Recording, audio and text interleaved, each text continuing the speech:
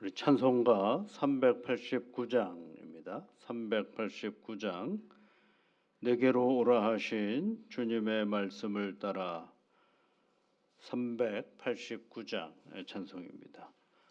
내게로 오라 하신 주님의 말씀을 따라 나와서 내 몸과 마음을 주께 드리니 주여 받아주소서. 내 뜻과 정성 모두어 주 예수 따라가오니 내 갈 길 인도하여 주소서. 오 나의 주시여,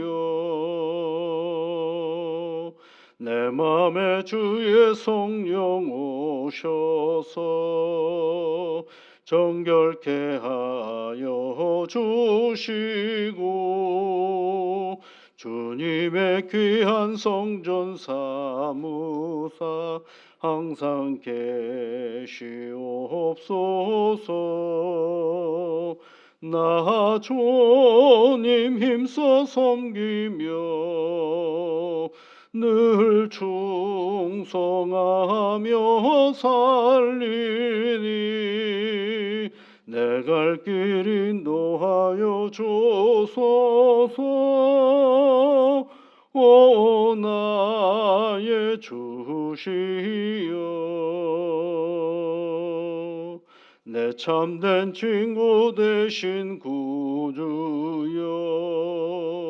나에게 임재하시사 이 세상 끝날 되어 숨질 때 주여 함께 하소서. 나 주님 품에 안기어 참 안식 영생 누리니 내 갈 길 인도하여 주소서. 오 나의 주시여. 거룩하신 하나님 아버지, 새날을 저희들에게 주셔서 이른 아침에 눈을 떠 하나님께 기도하게 하시니 감사를 드립니다. 기도하며 이 하루를 시작하는 주의 자녀들이 오니 주의 성령께서 그 간구에 귀를 기울여 주시사 하늘의 은혜와 복으로 채워주시고 능력으로 함께하여 주옵소서. 어느덧 한 해의 마지막 달을 저희들이 보내고 있습니다. 지나온 시간 우리에게 주어진 모든 일들을 얼마나 잘 살았는가를 돌아보고 아직 부족한 것이 있다라고 한다면 최선을 다하여 이 한 해를 마무리하고 새해를 맞이하는 귀한 자녀들이 되어줄 수 있도록 은혜를 내려 주시옵소서. 너무 많은 시간 후회로 그 시간을 더 허비하지 않게 하시고 아버지 하나님, 뒤돌아서 보할 때의 아쉽고 안타까운 것들은 하나님 그것으로 끝나는 것이 아니라 다시 새 날을 준비하는 하나의 동력이 되어줄 수 있도록 우리의 마음을 지키시고 이끌어 주시옵소서.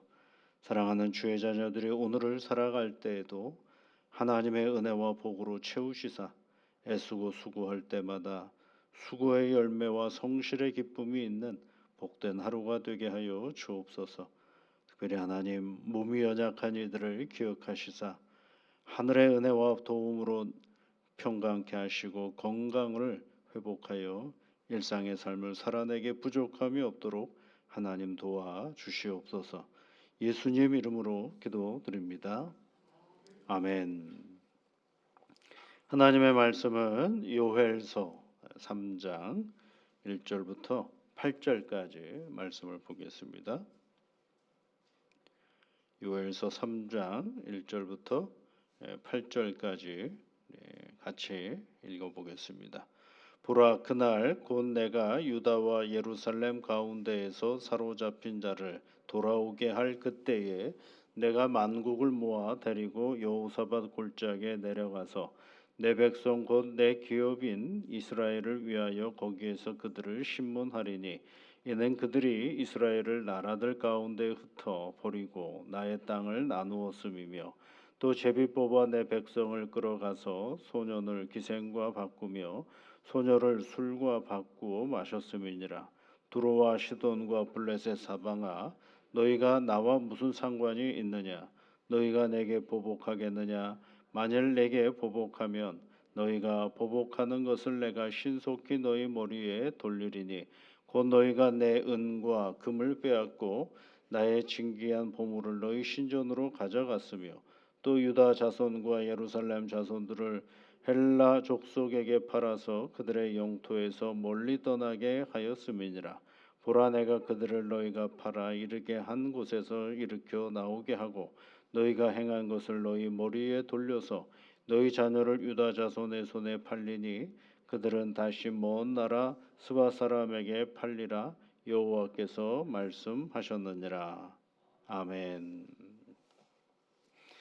이제 이스라엘에게 돌아오라라고 말씀하시면서 이스라엘을 이제 회복시키시려고 하시는 하나님의 말씀이죠. 3장 1절 보시면 돌아오게 할 그때에 이런 표현이 있죠.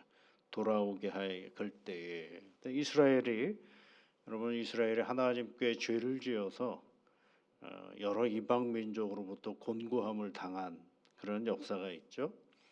그런데 하나님은 곧 이스라엘을 돌아오게 할 때에 때로는 그 이스라엘을 괴롭혔던 여러 나라들에 대하여서 하나님께서 반드시 심판하신다라는 말씀이 또 1절부터 8절까지에 있는 말씀이죠.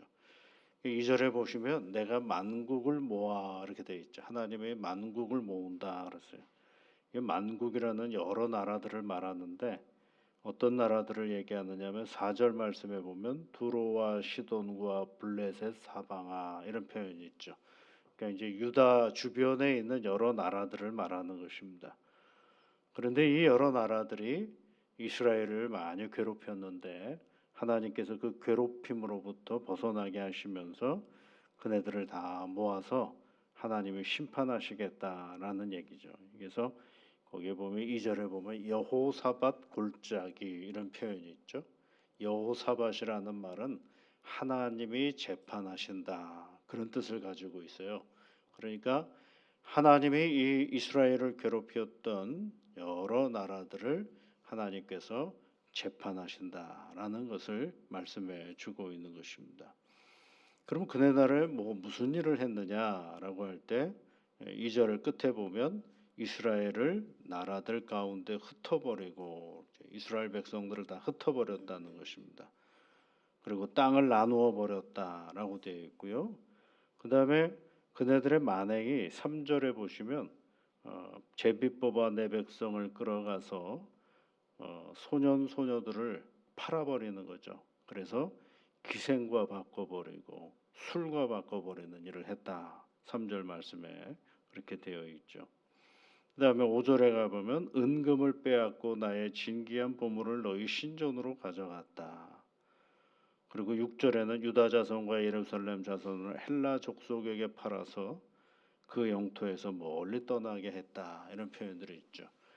그래 이런 역사적인 현장으로 말미암아서 유대인들은요 여러 유대인들로 나뉘어지죠.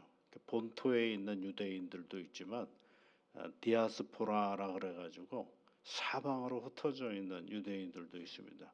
그러면 그네들이 어떻게 흩어졌느냐라고 하면 살려고 흩어지는 방향도 있지만 때로는 노예로 팔려가지고 흩어져 나가는 사람들도 많습니다. 그러다 보니까 이 유대인들이 어디서 많이 사느냐? 러시아에도 유대인들이 있고요.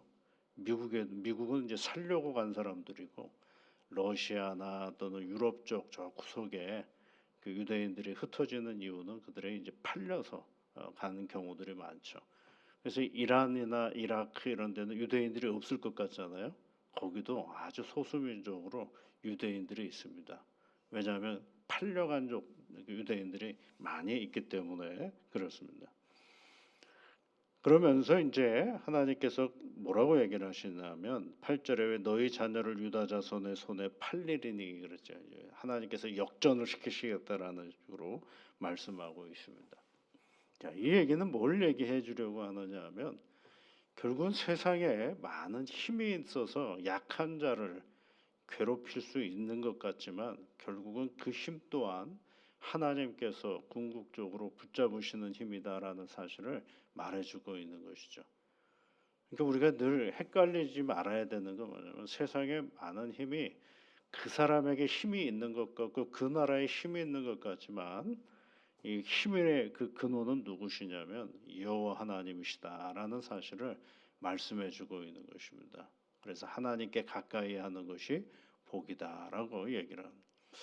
그런데 눈에 보일 때 이게 쉽지가 않아요.